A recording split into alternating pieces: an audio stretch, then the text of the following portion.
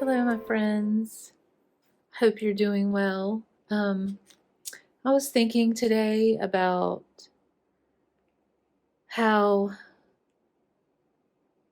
I used to, when I worked doing something else before I became an artist, which I do this because actually I already was an artist and I just wasn't willing to admit it to myself. And that's what I wanted to talk to you about today. You watch art vlogs, art videos, you're interested in artists and what artists do and how they do their work. I bet you go to galleries or art fairs. Maybe you buy artwork, from local artists, or from Etsy or whatever. My point is that you are interested in art. Um, some of you may already be artists and be creators, and that's awesome. Congratulations, because you've had the confidence to admit to yourself that you are an artist, which for some reason in our society we find that hard to do. The word art and artist is very loaded. There's a lot of societal beliefs, there's a lot of people at hugely different levels and talents to compare yourself to. It's tricky. There's like rules, like unspoken rules. Like if you can't do this, you're not an artist. If you don't make any money selling art, you're not an artist. Like all these things that, I really feel like are myths. But, you know, sometimes it takes us a while.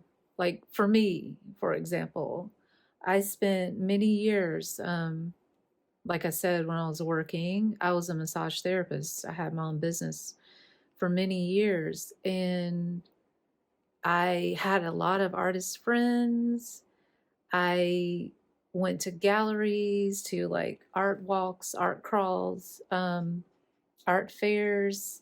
This was before the internet to date myself, but I was really interested in art, but I think, and also like in high school, I almost went to art school afterwards, but I just decided to, you know, it was a more safe route to go to school for something else. But anyway, so my point is that, I put off being an artist or calling myself an artist or even exploring that path even deeper because, you know, I had certain beliefs about like, well, if I can't do this, I can't do that, then I'm not an artist. And I actually went the path of like doing DIY and like painting furniture and things like that, which turned out to be pretty creative. Like I would buy stuff from a thrift store and I would like paint it and add things to it. And then I would sell those things like at a antique mall that I had a booth in. So that was my entry that I guess I felt safe doing at the time. I felt like, you know, I could go down that route. Um, and so I did that for a while, and then I ventured into like doing kind of more artistic finishes on furniture. Um, which at that point, I kind of felt like I felt like I was an artist or I was creating art on furniture. And I would sell those pieces. But, you know, my point is if you are watching these videos, if you're doing those things that I mentioned before, if you're really interested in art in general, ask yourself if it's like you're a closet artist, if you're a closet creative, and that you have some fear about are doubts that you can be an artist? Do you, when I say, you know, if I said to you, you are creative, you are an artist, how would that make you feel? Do you have feelings, thoughts that come up and say, no, I'm not creative, I'm not this, I'm not that? But I just ask you to challenge that a little bit, because I feel like if you have these interests, that it's a desire that's deep in your soul, in your heart, and it's wanting to come out. It's something that maybe you've repressed out of fear or out of self-doubt, but just consider that first step. Um, Secondly, if you feel like there's an inkling of truth in that for you, then I encourage you to take some steps to somehow express that creativity in your life. It doesn't have to be through a canvas. It doesn't have to be, you know, from what is called traditional art. You know, it's more about creativity. It's about creating something that hasn't been created before, like, or like through your own self-expression. Um, Making cupcakes, that can be a creative process. Making a really beautiful wreath. I mean, there's any number of things, like, you know, people buy clothes at the thrift store and then they make it into something else. But my point is to, if you're not, if you were like me, you kind of had to have like a path to kind of convince yourself, or like allow yourself to explore that. And if you needed a little more, like, I didn't feel comfortable at that time going to Canvas because I had all kinds of, you know, beliefs about that. But for you now, just try to find a way that you feel safe in creating, something that you feel safe doing.